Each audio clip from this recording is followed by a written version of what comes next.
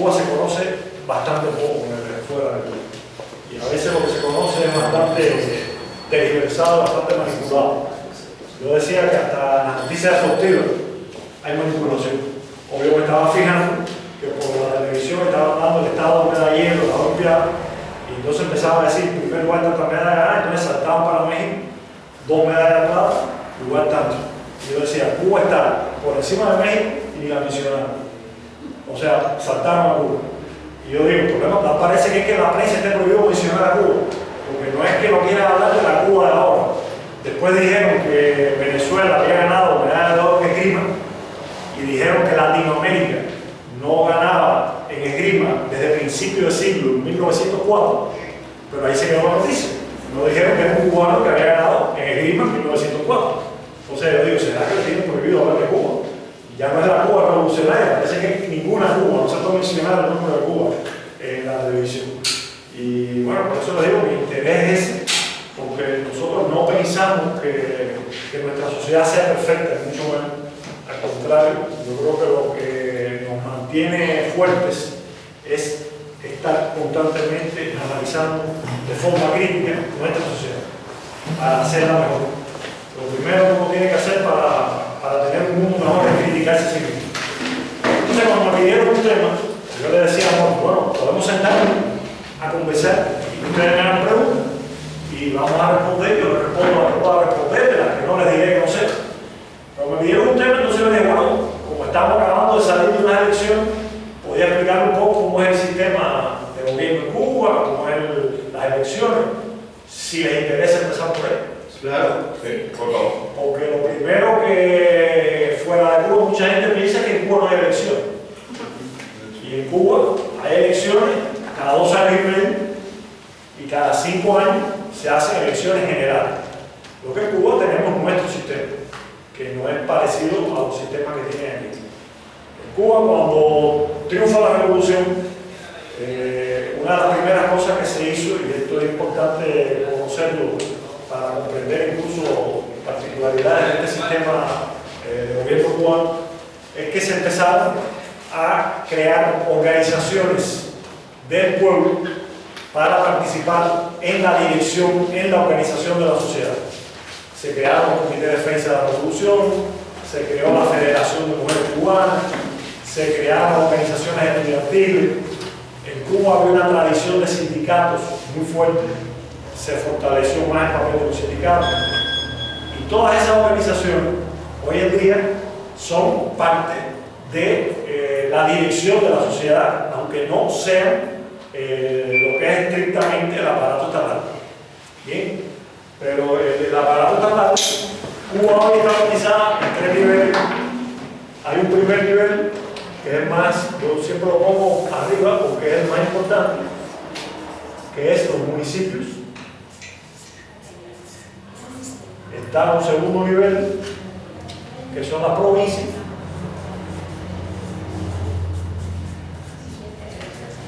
Y está el nivel de nación.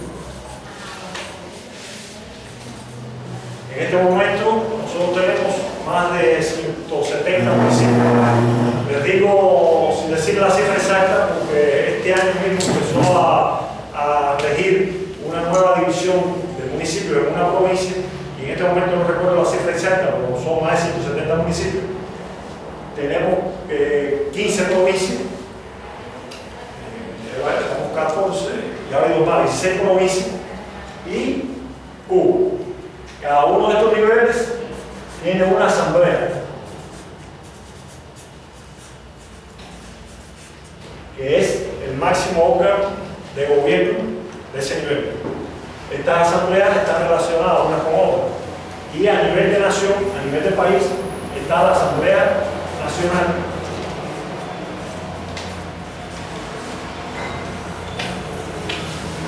Que vendría siendo, aunque no es exactamente lo mismo, vendría siendo el equivalente de lo que es el Parlamento. Aquí le llaman Parlamento, no, le llaman Congreso. El Congreso de la Nación. Aquí ustedes tienen un Congreso bicameral, ¿no? Que tiene representantes y senadores. Sí. Diputados. ¿Son? Diputados y senadores. Diputados y senadores. Antes de la revolución en Cuba eran representantes y senadores.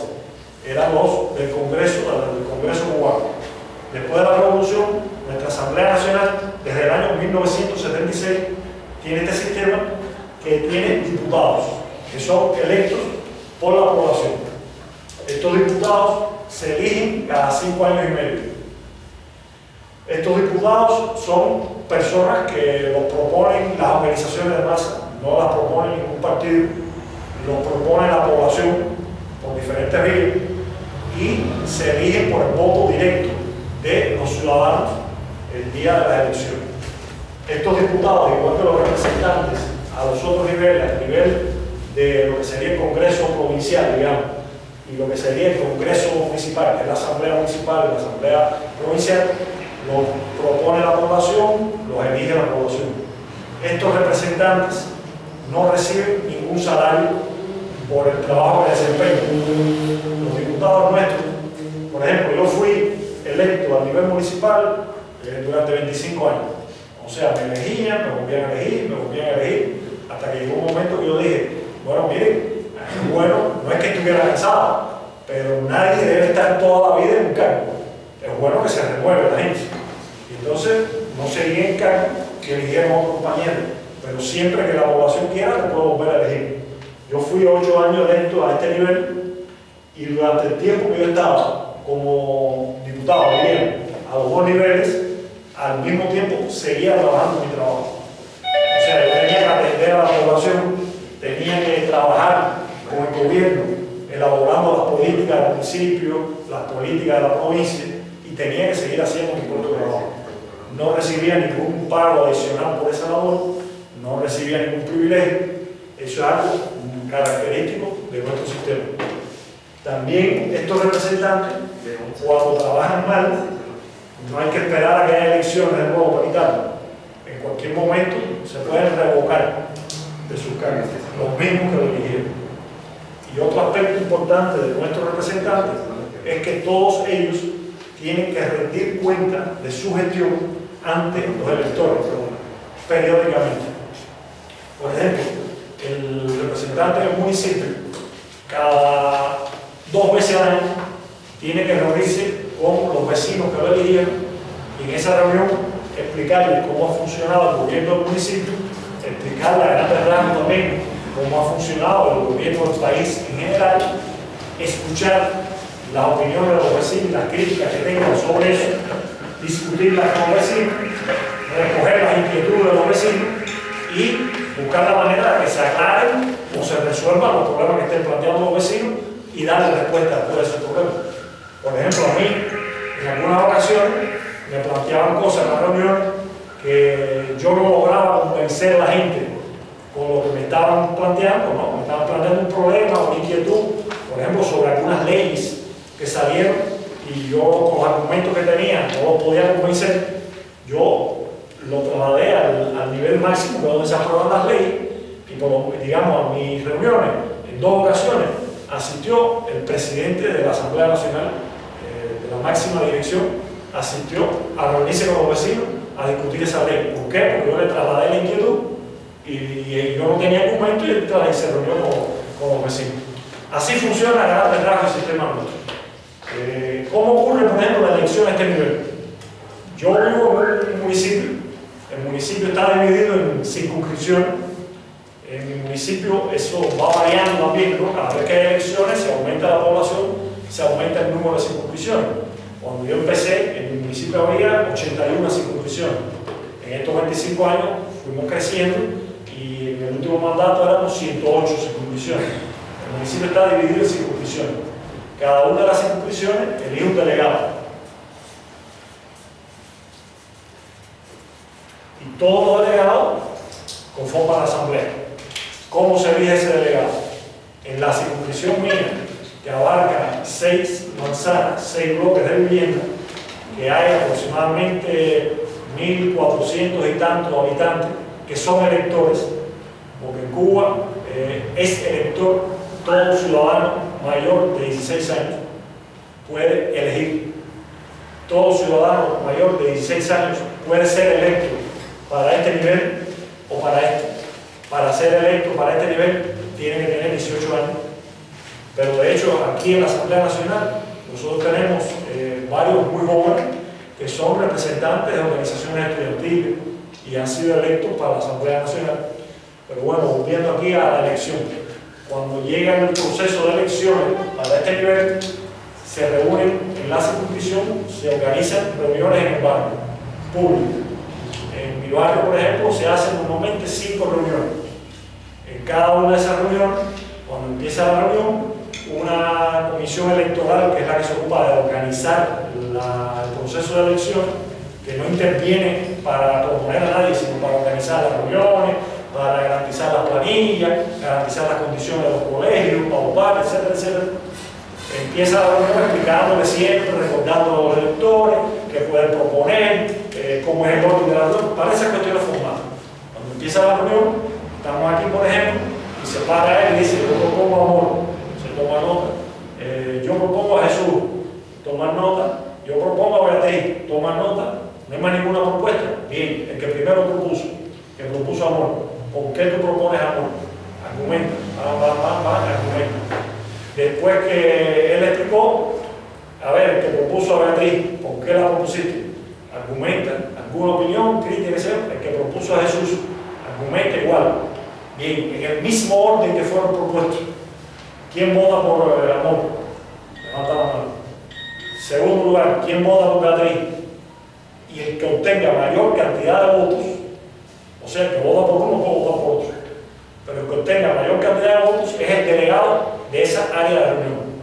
Al final, en la circunscripción completa, pueden quedar, por ejemplo, 5 candidatos distintos, que los propuso la población así, libremente, en discusión pública.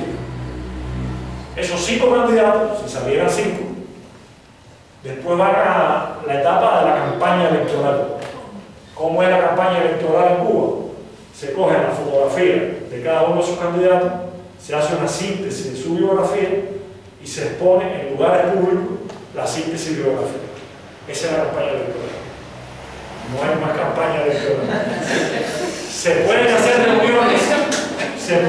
reuniones de los candidatos con los electores, pero son reuniones, en todo caso, si se quiere hacer, que participan todos los candidatos juntos y no participan para hacerle a la gente promesas electorales, sino participan para, como estamos ahora, conversar. La gente les pregunta a lo mejor en qué trabajan, le pregunta qué piensa de esto, qué piensa de lo otro, para que la gente los conozca mejor.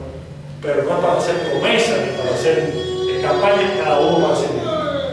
Así transcurre la etapa de la campaña electoral, y cuando llega el día de las elecciones, que siempre se hace un domingo, que en Cuba todo el mundo está registrado, el que tiene más de 16 años aparece en los listados de electores. El domingo de las elecciones, de 7 de la mañana a 6 de la tarde, están abiertos los colegios electorales, que generalmente se instalan en escuelas, en una oficina. En ese colegio electoral hay una urna que es custodiada por 2 estudiantes. En Cuba tenemos una organización de estudiantes que le llamamos los pioneros, que son muchachitos de la primaria, de la secundaria básica, y esos son los que custodian la urna. Esos muchachitos están parados al lado de la urna, y cuando viene alguien y vota, los saludan, y así, y se van rotando, pero los muchachitos se les va acostumbrando a esa vida activa, y al mismo tiempo, bueno, miren ustedes que custodia tan violenta, los niñitos cuidando la urna. Cuando empieza la votación por la mañana, antes de empezar, con todos los que quieran estar presentes, se le enseña la urna vacía, se cierra la urna delante de los que estén allí, se sella y se pone ahí a la custodia de los niñitos. Cuando termina a las 6 de la tarde la votación, delante de todo el que quiere estar delante, se abre la urna y se cuenta los votos y en presencia del que quiera. Allí puede estar los mismos periodistas extranjeros, puede estar el que quiera, vigilando, mirando cómo es la cuenta de los votos. Bueno, así transcurre el proceso de elección en Cuba. El que obtenga la mitad más 1 de los votos válidos resulta electo delegado por esa circunscripción. Si en la primera vuelta ninguno obtuvo la mitad más 1, se hace una segunda vuelta con los 2 que mayores votos obtuvieron. Y en algunas veces ha habido que ir a la tercera vuelta, porque la segunda vuelta ha vuelto a quedar empatado. Entonces, en 4 o 5 casos que hemos tenido que ir a la tercera vuelta. En uno de los casos incluso, empate fue entre el padre y el hijo que estaban por mucho. Y obtenían la misma cantidad de votos. Entonces hubo una tercera vuelta. Eso fue un caso simpático.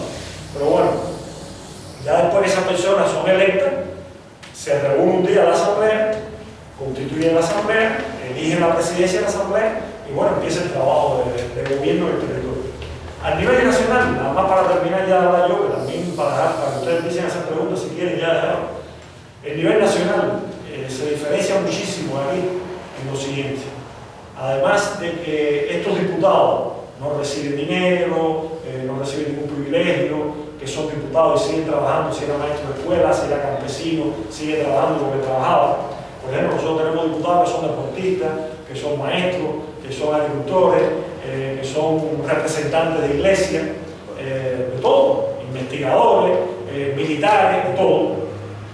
Además de eso, esta Asamblea Nacional, que está integrada por esos diputados, ella elige lo que se le llama Consejo de Estado. ¿Por qué? Porque ella no está reunida permanentemente. La gente está trabajando en su trabajo. Para decisiones operativas, siempre en cumplimiento de las políticas tratadas por la Asamblea, está el Consejo de Estado. Este Consejo de Estado lo eligen los propios diputados, de entre ellos, en este momento son 31 miembros. De esos 31 miembros hay un presidente, un vicepresidente primero y 6 vicepresidentes. Estos miembros del Consejo de Estado, las decisiones todas son colectivas. El presidente del Consejo de Estado, que en este momento es Raúl Castro, antes era Fidel Castro, como persona no puede tomar decisiones, las tiene que tomar por acuerdo del Consejo de Estado. Por eso yo digo que se diferencia mucho de aquí. Por ejemplo, el presidente del Consejo de Estado no puede nombrar a un ministro, o sea, un secretario que ustedes le llaman aquí, ¿no? No puede nombrar a un embajador, no puede tomar ninguna decisión personalmente. Son decisiones todas del Consejo de Estado. Bueno, ese es un detalle importante, porque incluso en Cuba, a veces hasta nuestra propia prensa habla y dice el presidente cubano Raúl Castro. Y Raúl Castro no es presidente, porque cualquier presidente en Cuba, en Estados Unidos, veta una ley o no la firma y la ley no puede salir. Yo no sé si aquí eso existe, me imagino que sí. El presidente aquí no tiene que firmar las leyes para que puedan entrar en vigencia. Bueno, en Cuba las leyes las aprueba la Asamblea Nacional. El Consejo de Estado no tiene que ver, tiene que ver porque son miembros de la Asamblea, pero se aprueban por la votación de la Asamblea Nacional. No puede Raúl Castro decir, no, yo no estoy de acuerdo con esa ley, no puede salir la ley. Es decisión de la Asamblea Nacional. El presidente del Consejo de Estado no veta una ley. El presidente del Consejo de Estado no nombra un ministro. El presidente del Consejo de Estado no nombra un embajador. ¿Cuál es la función de él? Coordinar la actividad de los miembros, convocar a las sesiones del Consejo de Estado, convocar a las sesiones de la Asamblea, y así son labores operativas. Representar al país en eventos internacionales, la reunión del presidente, por ejemplo, puede ir él o designar a un vicepresidente, porque tiene la potestad de representar al país en ese tipo de reuniones. Pero son así, poderes muy formales, como personas. La esencia de la dirección en nuestro país, que es una dirección colectiva. Y repito, el mismo hecho de que hay muchos de estos vicepresidentes, por ejemplo, hay algunos de estos vicepresidentes que hoy son vicepresidentes, pero tienen responsabilidad en otra cosa. Por ejemplo, hoy en día, uno de los vicepresidentes del Consejo de Estado dirige una importante organización cultural en Cuba. Y él es vicepresidente y sigue estando frente a la organización esa. Y del Consejo de Estado hay 2 estudiantes que son miembros del Consejo de Estado, que son de esos 31, que están en el Consejo de Estado y siguen estudiando en su cuerpo y son miembros del Consejo de Estado. O sea, es formado buscando la mayor representación más directa y el mayor vínculo posible con la población en estos órganos que son de dirección. Y como les decía, esto funciona muy ligado con todo el sistema de organizaciones que tiene Cuba. Como les decía ya, por ejemplo, las propuestas para los candidatos, además de que las hace la población, las hace también las organizaciones. Y de esta forma son diferentes canales de participación, no solo para hacer propuestas, sino a veces, digamos, hay leyes que han llegado a discutirse en la Asamblea Nacional, propuestas de organización. En el año 2001, por ejemplo, en Cuba se cambió la ley de maternidad A partir del 2001, las mujeres en Cuba, cuando paren, tienen derecho a un año de licencia. Esa ley, la propuesta de ley, salió de un congreso de los sindicatos cubanos.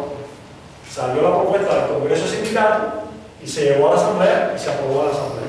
Bueno, a grandes rasgos, un primer barniz para que, sobre todo, lo más importante, que ustedes me pregunten algo de esto o de cualquier otra cosa que les sea de interés para poder conversar nosotros aquí también sobre Cuba y poder... Ahorita mencionaba el Consejo Estatal que toman decisiones juntos, ¿no? Mi pregunta es, igual se hacen votaciones, me imagino, pero también se toma la misma dinámica de 50+1 en la Asamblea Nacional. En la Asamblea Nacional, para aprobar las leyes, tienen que tener, de acuerdo a la ley, si es una ley común, se aprueba por mayoría simple, o sea, más de la mitad de los votos. Si son leyes que tengan que ver con aspectos de la Constitución, depende de qué aspecto de la Constitución se refiere a la ley. Si hay aspectos que tienen que aprobarse con los 2/3 de los votos, no solo con la mitad más uno. Y si se fuera a hacer algún cambio en la Constitución que tuviera que ver con los fundamentos de organización del sistema, hay que llevarlo a referéndum público. O sea, hay que llevarlo a voto de todo el país. O sea, la cantidad de votos y el proceso de votación depende de lo que se vaya a aprobar. Y aquí en Consejo de Estado, las decisiones se toman en la reunión, en discusión en la reunión. Ahora, lo mismo aquí, que aquí siempre se busca que se discuta exhaustivamente para que haya consenso sobre todo, no simplemente votar y que se apruebe por mayoría, porque a veces no se gana mucho con aprobar algo por la mitad más uno, porque hay casi la mitad que no lo entendió. Entonces lo que buscamos siempre es discutir hasta que se den todos los elementos posibles y al final es que se lleva a votar. Por eso es que también a veces en Cuba la gente ve reportajes o ve grabaciones de sesiones de la Asamblea y ve que ahí todo el mundo vota a favor y se obvia toda la etapa anterior, que ha sido una etapa de discusión. Y al final, cuando ya la presidencia de la Asamblea ve que por lo menos hay un entendimiento o ve que está todo claro entre la gente, es cuando lo somete a votación, porque legalmente tiene que votarse. Pero lo importante primero es aclararlo bien antes de votar. Dices que en cualquier momento cualquier persona que sea miembro de la asamblea de cualquier parte puede ser revocada de su cargo. ¿Bajo qué mecanismos se lleva a cabo eso? Hay una ley que lo regula y, por ejemplo, uno de los procedimientos es que se obtenga que más del 25% de los electores se reúnan la firma de ese por ciento de electores solicitando la revocación. Uno de los procedimientos. Otro de los procedimientos puede ser, digamos, que los propios delegados de la Asamblea consideren que el delegado ese está trabajando mal y soliciten los delegados de la Asamblea revocarlo. Pero en todo caso, y han habido casos muy interesantes, en todo caso al final la decisión pasa de nuevo por un proceso de elección. O sea, yo puedo en una circunscripción reunir firmas del 30% de los electores solicitando la revocación mía. Si se reúne eso, se inicia un proceso de revocación.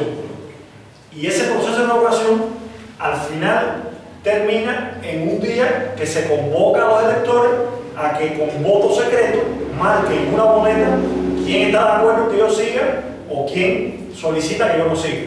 ¿Sí o no? Y se han dado casos, eso es lo curioso, que ha habido un proceso de revocación iniciado, pero al final cuando se llega al paso de votación, vuelve a salir la persona. O sea que podía haber un 15%, o lo que establece la ley, un 25%, que estaba en desacuerdo con él, pero cuando se fueron a votar, más de la mitad estaban de acuerdo con él. Entonces no fue revocado. Pero hay todo un procedimiento que especifica las diferentes formas de hacerlo. Lo mismo para este nivel que para este. Sí, algo que primero que nada decirle que nosotros sentiríamos envidia de ese tan humano. Aquí no tenemos nada, aquí tenemos 500 parásitos, son diputados, que ganan Que, bueno, No me metan en el lío, no me metan en el lío. yo le quiero explicar porque a lo mejor usted no sabe. Pero donde quiera usted diga que el cubano no vino aquí a querer ustedes explicaron mi sistema. Tenemos 500 diputados que no hacen nada, algunos no saben ni escribir bien, acaban de lanzar una convocatoria para que las elecciones ya se llegaran al término y aceptaran que había un ganador. Bueno, llevaba en 100 párrafos, llevaba 500 faltas de ortografía. Nada más para que los miren. Tenemos 128 senadores que lo único que hacen El es... Congreso Nacional, y 128 senadores. 128. Sí, tenemos más que en Estados Unidos, más diputados que en Estados Unidos, y los de aquí ganan 15 o 20 veces más que los de allá. Sí, déjenme decirle que hay senadores que ganan en teoría 200,000 pesos mexicanos, son alrededor de 18,000 dólares. Sí. Pero en prestaciones, en lo que ellos llaman dietas, sube a 1 millón. Y luego tienen derecho a 5 o 6 vehículos del año, a choferes, a secretarias, amigas y de todo. O sea que no sirven para nada. Entonces, bueno, sirven para tenerlos como los tienen, aplastados. Pero lo más importante de todo es que ustedes tienen un ser humano en Cuba, yo lo considero en lo personal, que es un patriota, Fidel Castro. Nosotros tenemos uno aquí que es Andrés Manuel López Obrador, pero nosotros tenemos un problema muy grande. Los americanos no van a permitir que tan fácilmente llegue al poder alguien que quiera hacer bien las cosas, alguien que ya no quiere seguir regalando el petróleo, el gas. Déjenme decirle rápidamente, y con esto termino, que las principales concesiones del gas y del petróleo en México se lo están dando a compañías españolas que en su territorio no tienen un litro de petróleo ni un cúbico de gas, ¿sí? Y que a la nación le cuesta 5 o 6 veces más ese proceso. En Venezuela el equivalente a pesos mexicanos, el litro de la mejor gasolina vale 35 centavos mexicanos. Aquí vale casi $1. Y somos entre los 10 productores de petróleo más grandes del mundo, pero nunca hemos tenido nada. Yo tengo envidia de la buena de ese sistema y ojalá algún día, pues yo no, pero mis hijos o mis nietos lo lleguen. Y muchas gracias. No, gracias a ustedes. Déjenme decir una cosita nada más. No crean que los Estados Unidos han permitido muy fácil que Cuba haga esto. No. Y sobre todo, esa es una cosa que yo le insisto siempre con todos los compañeros que hablo, ¿no? Yo le digo, si alguien comienza la lucha pensando que va a ser fácil, lo más probable es que la deje a mitad de camino o antes. Y Fidel, por ejemplo, cuando triunfa la revolución, el 1 de enero, en el primer discurso que hizo en La Habana, lo primero que le dijo a los cubanos fue: la revolución comienza ahora. Porque la batalla en la sierra decía que era más fácil. Porque es muy fácil pelear en la sierra, relativamente, ¿no? Te pueden matar de un tiro, pero tienes el enemigo enfrente y sabes bien las cosas como son. Cuando empieza un proceso revolucionario, las cosas son más complicadas. Porque hay que empezar a cambiar estructura, a cambiar hasta comportamiento de personas. Ustedes no piensen, el cubano vivía, el pobre cubano estaba en la miseria, pero él vivía con el sueño en vivir como en los Estados Unidos.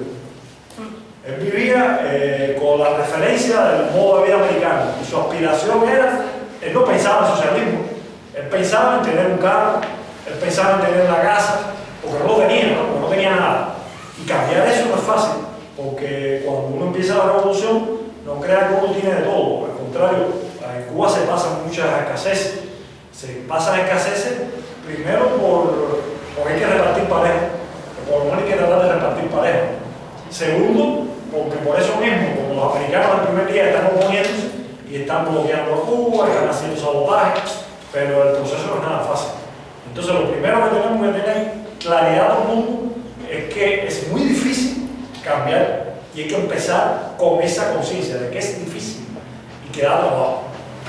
Y si les cuento de historias de cuándo vienen las ambiciones de Estados Unidos sobre Cuba, vienen de hace mucho rato. Sí. Y con qué desprecio, lamentablemente, los gobiernos de Estados Unidos, porque yo siempre insisto eso, no es el pueblo norteamericano, los gobiernos de Estados Unidos siempre han visto a Cuba con desprecio.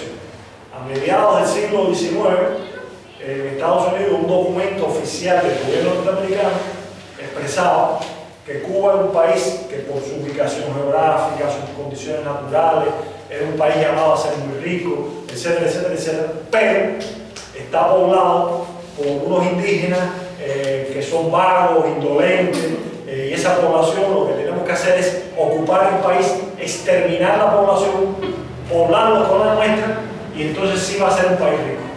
Eso lo publicó un documento del gobierno de Estados Unidos en el siglo XIX, que motivó que José Martín publicara, él estaba entonces, José Martín, usted ha oído hablar de él, él estaba entonces emigrado a Estados Unidos y él publicó en el periódico Patria, un periódico de la migración cubana, un artículo que se llamó Vindicación de Cuba, donde él defendió la dignidad de los cubanos, como es eso de decir un pueblo de indolentes, de vagos, no. O sea, de aquella época vienen las intenciones. Bueno. Iba a hacer una pregunta. Sí, Beatriz. Bueno, te quería preguntar sobre, a nivel aquí de, ¿qué es? Congreso Estatal, Asamblea Nacional, sí. Consejo de Estado. A partir de ahí salen ahí ministros, tienen como ministros, y el ministro de, lo que aquí son los secretarios. No, la Asamblea Nacional es el máximo órgano del poder del Estado. Es la autoridad mayor de Cuba, la Asamblea Nacional. Bien, la Asamblea Nacional es la autoridad mayor, es la que dirige el país. Esta Asamblea Nacional, como que no está reunida todos los días, no puede estar tomando decisiones todos los días. Para hacer ese trabajo operativo está el Consejo de Estado. Pero para hacer también un trabajo operativo de administración está